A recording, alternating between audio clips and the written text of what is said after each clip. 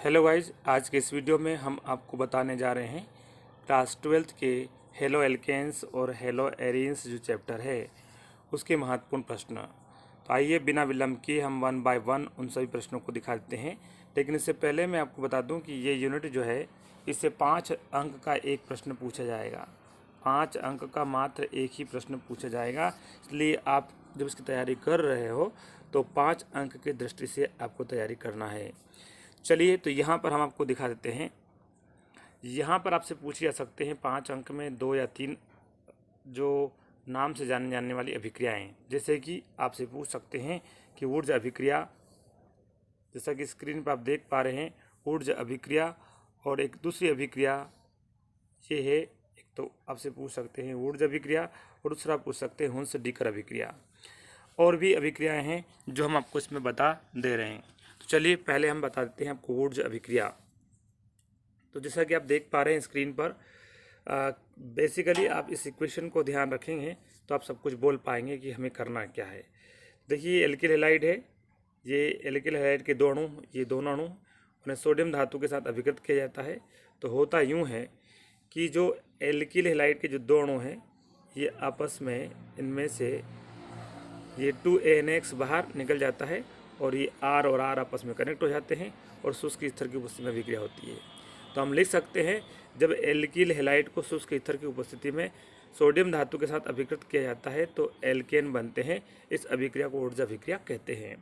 इस इक्वेशन के थ्रू ही आप पूरी थ्योरी को ध्यान रख सकते हैं।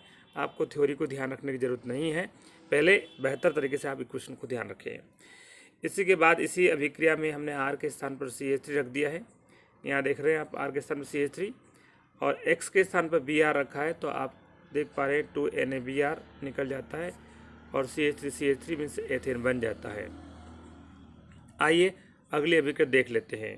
अगली अभिक्रिया है हुंस-डीकर विधि। ये हुंस-डीकर विधि जो है इसे कहा जाता है एल्किल हैलाइड बनाने की एक विधि होती है। तो यहाँ पे देख पा रहे हैं आप लोग हुंस-डीकर विधि, यह शुद्ध एल्किल हैलाइड बनाने की एक उत्तम विधि है, क्योंकि अभिक्रिया में बनने वाले उपोत्पाद गैसीय व अविलेय होने के कारण सरलता से दूर कर दिए जाते हैं। इस विधि में कार्बोक्सिलिक अम्ल के शुष्क लवण को कार्बन टेट्राक्लोराइड से बने विलयन की क्लोरीन से या ब्रोमीन से के साथ क्रिया कराई जाती है। कुल मिलाकर आपको इक्वेशन को ध्यान रखना है और इक्वेशन इस तरह से है। यहाँ पर इक्वेशन में आप देख रहे हैं ये वसा अम्ल का सिल्वर लवण है, यानी सिल्वर प्रोपियोनेट है और उसकी ब्रोमीन से या क्लोरीन से हम क्रिया करवाएंगे। तो ये Ag और Br से, यहाँ से एक Ag और यहाँ से एक Br, AgBr निकल जाएगा और एक Br यहाँ पर शिफ्ट हो जाएगा और ये CO2 पृथक निकल जाएगा। इस तरह से AgBr और CO2 और C2H5 Br बनता है। ये एल्किल हैलाइड है। एल्किल हैलाइड में क्या ब्रोमोएथेन या एथिल ब्रोमाइड है। अब ये एल्किल हैलाइड बनाने की सर्वोत्तम विधि क्यों है? क्योंकि यहाँ पर इसमें ये जो बाई प्रोडक्ट बनते हैं, ये CO2 गैस तो बाहर निकल जाएगी। अब इन दोनों का जो मिश्रण बचा है बस में AgBr है, ये अपनी अलग परत बना लेता है और एथिल ब्रोमाइड अपनी अलग परत बना लेता है, जिन्हें आसानी से पृथक कर दिया जाता है। इसलिए कहा गया है कि हुंस-डीकर विधि एल्किल हैलाइड बनाने की एक सर्वोत्तम विधि है, क्योंकि इसमें बनने वाले उपोत्पाद कैसे होते हैं? गैसीय और अविलेय होते हैं। चलिए आगे की ओर चलते हैं। अगली अभिक्रिया आपसे पूछ सकते हैं कार्बिल एमीन अभिक्रिया। ध्यान देना, एक अभिक्रिया 5 नंबर की नहीं पूछी जाएगी, 2 या 3 अभिक्रिया पूछ सकते हैं। या निम्नलिखित अभिक्रियाओं को समझाइए। कार्बिल एमीन अभिक्रिया, हुड्ज अभिक्रिया, हुंस-डीकर अभिक्रिया, सेंडमायर अभिक्रिया, इस तरह से आपसे पूछ सकते हैं। तो हम आपको जिस चैप्टर की जो महत्वपूर्ण अभिक्रिया हैं वो बता दे रहे हैं। तो सबसे अब अगला हमारा जो क्वेश्चन है वो है कार्बिल एमीन अभिक्रिया। तो देखिए, कार्बिल एमीन अभिक्रिया में होता क्या है, यहाँ पे आप देख पा रहे हैं ये इसमें एरोमेटिक एमीन लिया जाता है और इस एरोमेटिक एमीन या एलिफेटिक एमीन भी हो सकता है। ये एरोमेटिक भी हो सकता है या एलिफेटिक एमीन भी हो सकता है, रिंग वाला और विदाउट रिंग वाला हो सकता है। और इसकी क्या क्लोरोफॉर्म से क्रिया होती है, लेकिन ये क्लोरोफॉर्म के साथ होता है एल्कोहलिक होता है, एल्कोहलिक क्लोरोफॉर्म के साथ में क्रिया होती है। तो देखिए यहाँ पे हम क्या लिखेंगे, इसी के थ्रू हम पूरी थ्योरी को लिख पाएंगे। जब क्लोरोफॉर्म की प्राथमिक एरोमेटिक एमीन या एलिफेटिक एमीन से एल्कोहलिक केवच की उपस्थिति में क्रिया होती है तो एक अत्यंत दुर्गंध युक्त पदार्थ आइसोसाइनेट बनता है। इस अभिक्रिया को कार्बिल एमीन अभिक्रिया कहते हैं और इस अभिक्रिया के द्वारा क्लोरोफॉर्म और प्राथमिक एमीन दोनों का परीक्षण किया जा सकता है। चलिए यहाँ पे आप देख पा रहे हैं एक इक्वेशन और दी गई है जो एलिफेटिक एमीन के साथ दी गई है और ये वाली अभिक्रिया एरोमेटिक एमीन के साथ दी गई है। आप दोनों लिख सकते हैं या दोनों में से कम एक तो आपको वैसे ही लिखना है। आगे चलते हैं। अगला प्रश्न हमारा है 666 क्या है, इसके बनाने की विधि दीजिए और कृषि में इसका क्या उपयोग बताइए या इसका उपयोग बताइए। तो देखिए जो 666 क्या है, इसे लिंडेन 666 लिंडेन पूछ सकते हैं, गैमेक्सिन अन्य नाम से पूछ सकते हैं। बीएससी क्या है, एक ही बात है। लिंडेन, गैमेक्सिन, 666 या बीएससी, ये सब इसके भिन्न भिन्न नाम है। तो आइए इसमें भी आपको इक्वेशन में फोकस करना है। जैसा कि आप ये देख पा रहे हैं बेंजीन और ये अल्ट्रावायलेट लाइट है, उसकी उपस्थिति में क्लोरीन से विक्रिया करवाते हैं। तो जो बेंजीन रिंग पर यहाँ जो डबल बॉन्ड है, जो कार्बन के साथ डबल बॉन्ड है वो ख़त्म हो जाता है और वहाँ पर एक Cl और अटैच हो जाता है। इस तरह से ये हमारे पास जो बना हुआ है ये क्या बन गया है, बेंजीन हेक्सा क्लोराइड बन गया है। क्योंकि ये बेंजीन की ही संरचना है, C6H6 तो ऑलरेडी इसमें है ही, लेकिन साथ में ये जो बॉन्ड है ख़त्म होने से 6 Cl और जुड़ जाते हैं। तो ये बेंजीन और ये हेक्सा और ये क्लोराइड। इस तरह से BSC, इसी को गैमेक्सिन, इसी को लिंडेन, इसी को 666 के नाम से जाना जाता है। और यह कृषि में कीटनाशक के रूप में उपयोगी है। तो यह प्रमुख कीटनाशी के रूप में इसका इस्तेमाल किया जाता है। आगे की ओर चलते हैं। आपसे पूछा सकता है सेंडमायर अभिक्रिया को भी समझाने के लिए पूछा सकता है। तो देखिए सेंडमायर अभिक्रिया क्या है, यहाँ पर हम इसको पढ़ लेते हैं।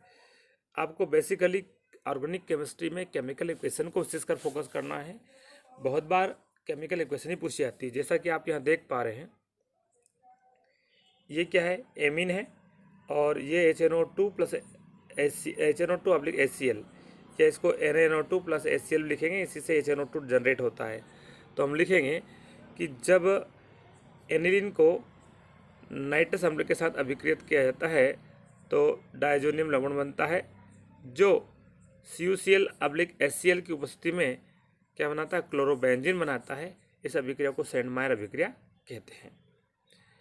यहाँ पर इसको अन्य प्रकार से भी लिखा गया है, जैसा कि आप देख पा रहे हैं वही है। यहाँ CuBr और HBr लेंगे तो ये इस तरह से ब्रोमोबेंजीन प्राप्त होगा। तो सेंडमायर अभिक्रिया द्वारा हम क्लोरोबेंजीन और ब्रोमोबेंजीन दोनों बना सकते हैं। आगे की ओर चलते हैं। अगली अभिक्रिया है क्लोरोबेंजीन और क्लोरल की सांद्र H2SO4। चलो दिखा देते हैं इसको ठीक से। यहाँ पर क्लोरोबेंजीन और क्लोरल की सांद्र H2SO4 की उपस्थिति से होने वाले अभिक्रिया का समीकरण लिखिए, या पूछ सकते हैं DDT किस प्रकार से बनाया जाता है, इसका एक उपयोग लिखिए। तो आइए यहाँ पर आप देख पा रहे हैं ये क्लोरोबेंजीन है। इस तरह से ये क्लोरोबेंजीन होता है, ये Cl और ये बेंजीन रिंग, इसी को रोटेट करके यहाँ लिख दिया गया है। तो आप देख पा रहे हैं ये क्लोरोबेंजीन है और ये क्लोरल है। क्लोरल का फार्मूला होता है CCl3CHO होता है। तो ध्यान देखेंगे तो यही यहाँ पर क्लोरल लिखा हुआ है। अब क्लोरल में जो O होता है और क्लोरोबेंजीन में यहाँ पर हाइड्रोजन अटैच होते हैं रिंग से, उनको अलग से मेंशन किया गया है। ये H2O निकल जाता है और इस तरह से ये यहाँ से और यहाँ से कनेक्ट हो जाता है, जैसा कि आप यहाँ देख पा रहे हैं। तो और H2 निकल जाता है। ये सांद्र H2SO4 की उपस्थिति में क्रिया होती है। तो हम कुल मिलाकर इसके थ्रू लिख सकते हैं, जब क्लोरोबेंजीन को सांद्र H2SO4 की उपस्थिति में क्लोरल के साथ क्या कहता है, अभिकृत किया जाता है, तो क्या प्राप्त होता है, DDT प्राप्त होता है। आप देख पा रहे हैं डाइक्लोरो, ये डी लिया है डाइक्लोरो के लिए, और ये डाइफेनिल, और ये 1 2 3 ट्राइक्लोरो। तो डाइक्लोरो डाइफेनिल ट्राइक्लोरोएथेन प्राप्त होता है, अर्थात डीडीटी प्राप्त होता है। यह एक शक्तिशाली कीटनाशक है या प्रबल कीटनाशक है। आगे की ओर चलते हैं। वार्षिक परीक्षा में एक 5 नंबर का प्रश्न ये भी पूछा जा सकता है, SN1 और SN2 अभिक्रियाओं को की मैकेनिज्म समझाइए या क्रियाविधि समझाइए। तो देखिए यहाँ पर ये 5 नंबर का महत्वपूर्ण प्रश्न है। तो देखिए SN1 की क्रियाविधि क्या है। इसमें एल्किल हैलाइड जो है वो क्या करता है, कार्बोकेटायन बनाता है। इसका यहाँ पे थोड़ा गलत छपा हुआ है, यहाँ पे आप इसको मानेंगे X-। होता यूँ है कि RX है, इसमें सहसंयोजक बॉन्ड है, इसमें एक जो इलेक्ट्रॉन जोड़ा है वो कौन ले जाता है, हेलोजन ले जाता है। तो ये इसमें एक इलेक्ट्रॉन इसका और एक इलेक्ट्रॉन इसका, और दोनों इलेक्ट्रॉन कौन ले जाता है, हेलोजन ले जाता है। इसलिए इस पर प्लस आवेश और इस पर माइनस आवेश होता है। इसे बोलते हैं जो है सहसंयोजक बंध का विदलन बोलते हैं। ये प्रोसेस स्लो होती है। तो देखिए यहाँ पर हम क्या लिख रहे हैं कि RX का जब विघटन होता है इसमें बॉन्ड का, तो यहाँ पर ये X- है और कार्बोकेटायन जनरेट होता है। ये कार्बोकेटायन है, और ये कार्बोकेटायन जो है ये OH- से फास्ट क्रिया करके OH किसी भी अन्य स्रोत से इसे प्राप्त होगा, NaOH या KOH से ऐसे ये OH प्राप्त होगा, और ये क्या बनाता है, एल्कोहल बनाता है। तो इस तरह से आप देख रहे हैं ये SN1 क्रिया SN1 अभिक्रिया की क्रियाविधि को हमने समझाया है। और इस अभिक्रिया की जो दर होती है उसका समीकरण इस तरह से होता है KRX, क्योंकि इसमें एक RX ही भाग ले रहा है। ये यहाँ पर आगे चलकर अलग से भाग ले रहा है, लेकिन प्रारंभ में किसने भाग लिया था, RX ने। इसलिए इसकी जो क्रिया दर है वो पहले वाली अभिक्रिया पर निर्भर करती है। साथ ही आगे चलकर हम SN1 और SN2 में अंतर पढ़ेंगे। यदि आप SN1 की प्रक्रिया को ध्यान समझ लेते हैं तो आपको SN1 और SN2 में अंतर लिखने में कोई दिक्कत नहीं होगी। जैसा कि आप देख पा रहे हैं SN1 अभिक्रिया 2 पदों में हो रही, एक पद ये है और दूसरा पद ये है। यहाँ पे R+ बना है, वही OH- यहाँ क्रिया करता है। तो देखिए यह क्रिया कितने पदों में होती है, 2 पदों में होती है। इसका पहला पद धीमे होता है और दूसरा पद क्या होता है, फास्ट होता है। इसमें कार्बोकेटायन बनता है और इसकी अभिक्रिया की दर का समीकरण ये होता है। और इस अभिक्रिया दर के समीकरण को देखकर यहाँ पता चल रहा है कि यहाँ पे 1 लिखा हुआ है, इसलिए इसकी कोटि कितनी होती है, 1 होती है। ये सब बातें आगे चलकर हमें SN1 और SN2 अभिक्रिया का जब अंतर पढ़ेंगे तो हमारे लिए हेल्पफुल रहेगी। आगे चलते हैं, SN2 अभिक्रिया को समझ लेते हैं।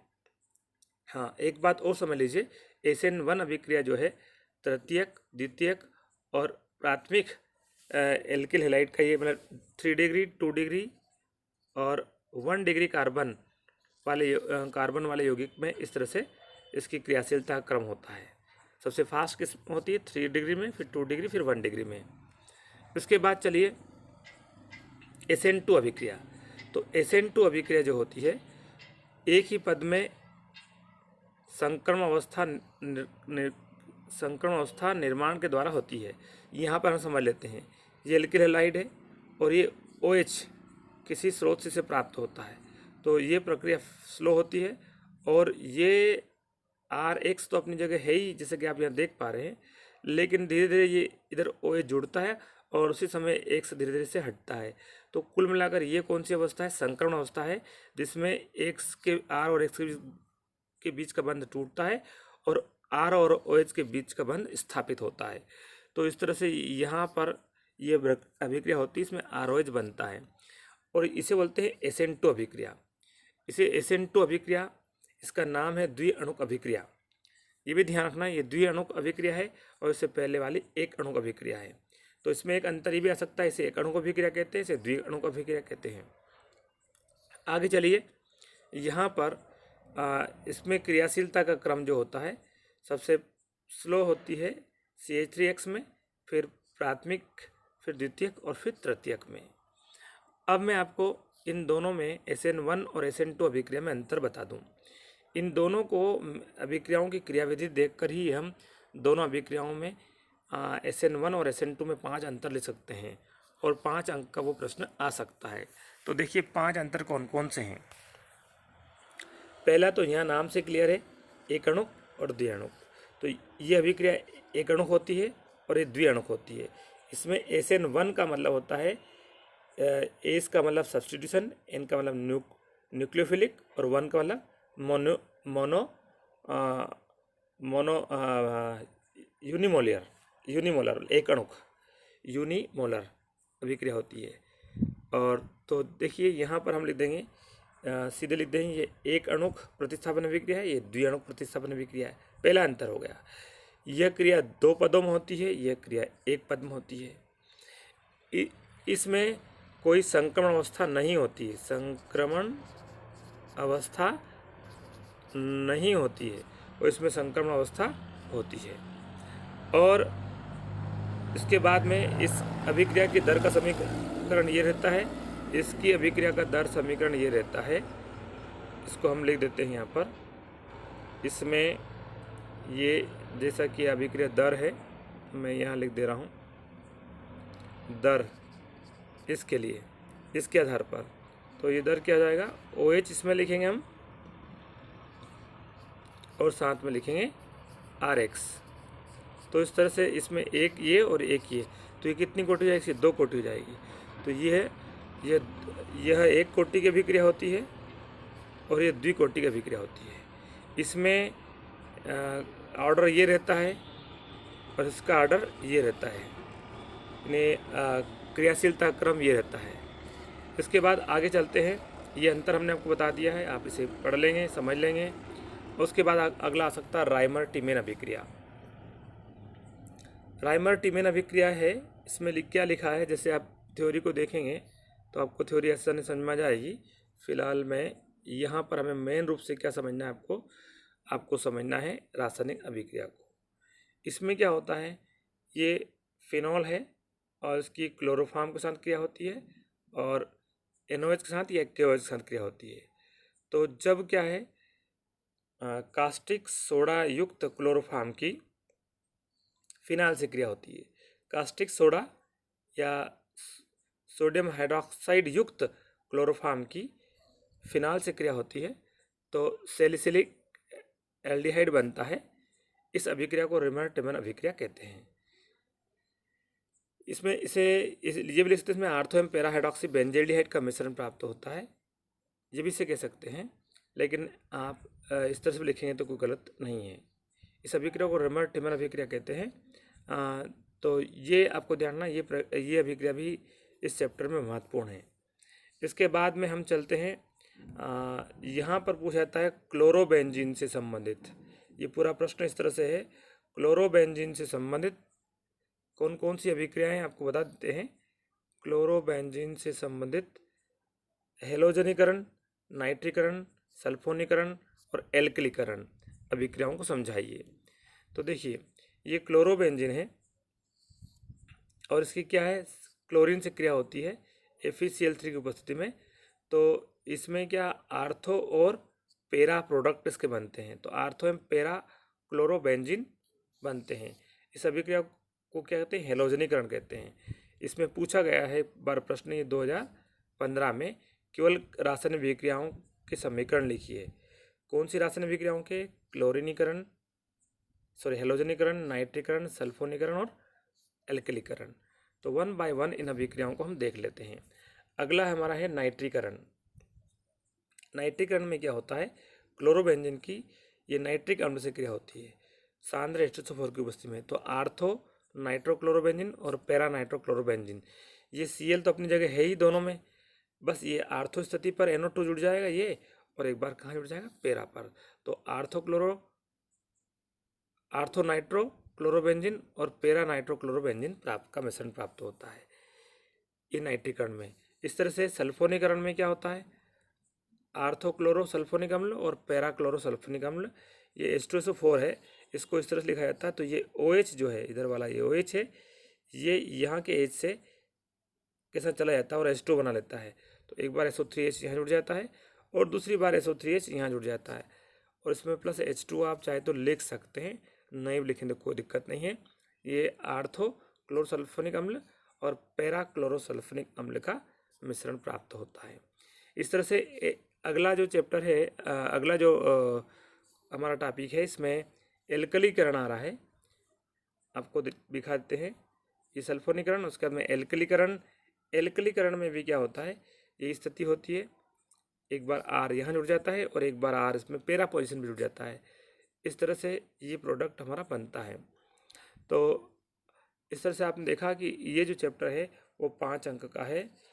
इसके बाद अगले चैप्टर में, अगले वीडियो में हम अगले चैप्टर के महत्वपूर्ण क्वेश्चन ब्लूप्रिंट सहित डालेंगे। ब्लूप्रिंट उसका क्या है, उसके लिए किस तरह से कौन कौन से अंक प्रश्न पूछे जाएंगे। फिलहाल हमारे इस वीडियो को देखने के लिए आपका बहुत बहुत धन्यवाद साथियों। जय हिंद, जय भारत।